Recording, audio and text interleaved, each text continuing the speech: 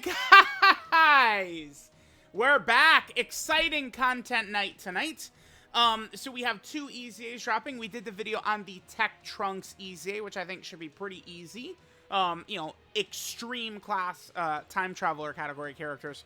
Zamasu's is just like a joke. Considering this guy very well is probably the strongest EZA TUR, where, I mean, he's just on any villain team, he should just work effectively the way he's set up. I think that this guy might have just like the single like easiest like EZA we could do here, because Zamasu is weak to Battle of Fate, which is just a ridiculous category considering it's, again, it's the final fight of every arc, right? Outside of most movies, except for Superhero. Superhero is the one movie where they just count it, right? Now, Zamasu has the extra 80% damage reduction against all villains. So it's super class Battle of Fate.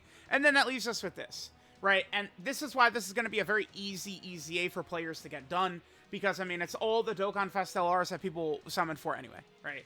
LR Vegito Blue, you got the 8th anniversary LRs, you got Vegeta and Trunks, you got Namek Goku, AGL LR Gohan, you got Beast Gohan Orange Piccolo, you got LR Super Saiyan 4 Gogeta, you got the 5th anniversary Vegito, right? Like, you just have so much. I mean, this is, I don't even need to spend time going over, oh, team building or anything like that. Like, y'all are just gonna shit on this, right? Like Zamasu is just gonna be getting punked, man. That's all that's gonna happen. Now, of course, the much better character to use here is Vegito Blue, I think, over the 8th anniversary LR, since, you know, we don't want to run a character that's, you know, type disadvantage, obviously. And then we'll go into the purple Bukkake fusion Zamasu form. Now, again, I mentioned it. I mean, this Zamasu is probably the best EZA TUR, but I just want to say probably. I would like to get a full-in run on it before. So, I actually did not do an EZA TUR list, which for pretty much every release, I've done one of those tier lists. I didn't think transforming Vegeta, like, he might not even have been good enough to make it into the top 10. So I just didn't even, like, I just kind of, like, I was as busy too, like getting stuff done. So I didn't even really have, like, I didn't get a tier list out for transforming Vegeta. I'm not even confident I don't think he'll be on this. I'm gonna make one for, of course, for Zamasu and Trunks. I need to do a couple of extra videos, so we're gonna do the full world tour for Zamasu and Trunks, and then I need to at least do a video right now against the hardest fight in the game, which is Omega, and I might also add one. I should add one to Rose as well, huh? So not only should I do, yeah. So I think we're gonna do a bunch of the Trunks and Zamasu videos, so I can get a good feel for them.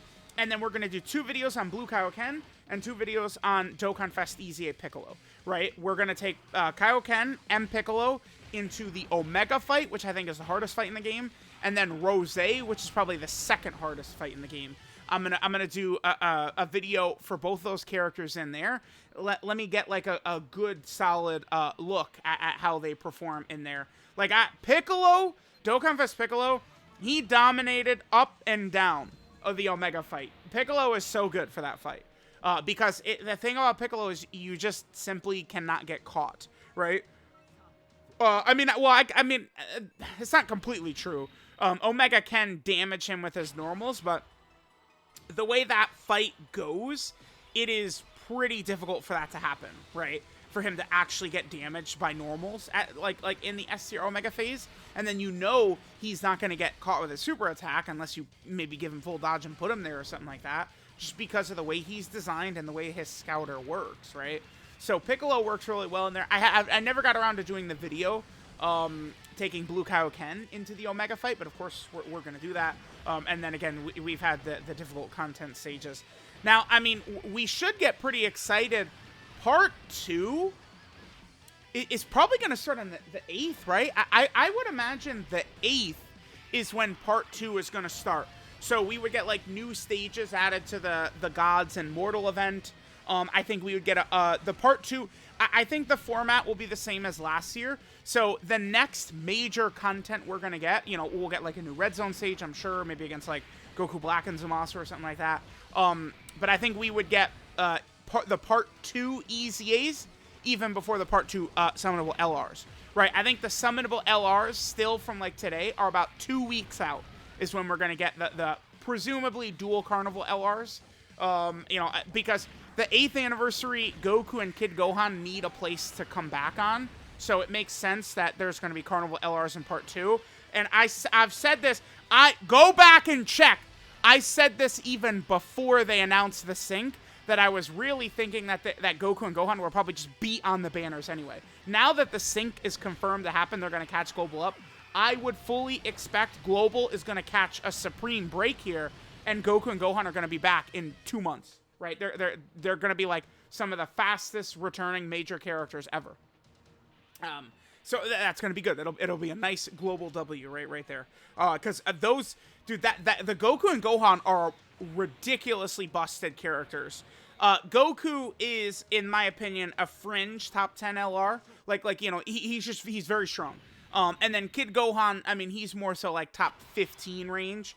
But you could probably argue Kid Gohan up to like spot 10. I think if you really wanted to. I think you probably could. But you know, Goku and Gohan are just really strong. They have not aged whatsoever from when they first came out, right? So that's going to be very good. In the meantime, I mean, we're grinding through this EZA. I mean, there's just no struggle here we're going to have.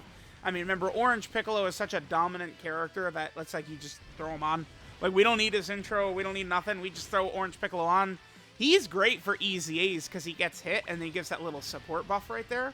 Or the key. He gives that little key right there. Very helpful in a fight like this. So this should be pretty dominant. But yeah, that's kind of what we could expect for the next several weeks, right? Is next week we'll get tons of events. Maybe 2 EZAs. I think like Int Future Gohan and Int Transforming Goku Black could EZA probably. It might be like the 11th.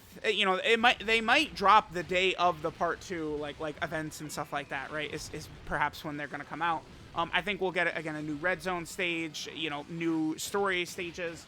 Remember, they did announce that the STR Trunks is going to be getting his EZA. Or, excuse me, not as... Well, I bet he will EZA, but the STR Trunks... excuse me, not an EZA, but he's going to be getting AATUR. But I bet you he'll probably EZA in Part 3 as well. I wonder if there's going to be another free-to-play unit. So we have the Int Trunks, the base form free-to-play, and then I'm curious if there will be a third one. Remember for last year's Worldwide Download Celebration? I mean, how many free-to-play characters did we have? 500? We had like 50 free-to-play characters, man. Like, there was just... Because, I mean, some of that was, I guess, kind of like juice numbers with kind of like all the different like free-to-play metal coolers and stuff like that. But, you know, I do think that we will see, you know, potentially a lot of stuff coming. Dokkan has kind of stayed strong to pretty much like these formats for quite a while, right? Where of these major celebrations, right? Like the formats of the major celebrations pretty much are rather consistent. And I think that they probably would remain so. Yeah, Goku and Vegeta, they just, in base, they certainly do not do that much damage. I mean, LR Super Saiyan 4 Goku, like, can hit a little bit harder. You know what's funny? I actually...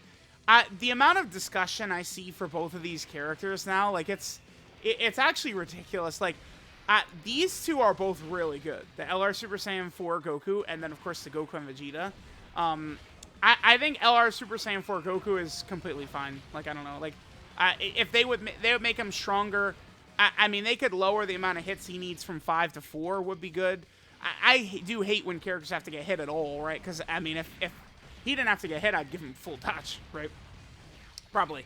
And then the Goku and Vegeta, like both characters, like making their transformation conditions a little bit easier would really make them more fun. That's one thing about Dokkan is, like, they really are like the fun police when they make transformations difficult to do. Because oftentimes, when you have a transforming character, the transformed version is the one we want to use, right? Like, I do truly hope that when we get our next Beast Gohan, and don't even give me this bullshit. I don't want to even listen to this garbage negativity. We are going to be getting another Beast Gohan, but I hope that he is just going to be start of turn, standalone Beast Gohan. Because, you know, here's the thing.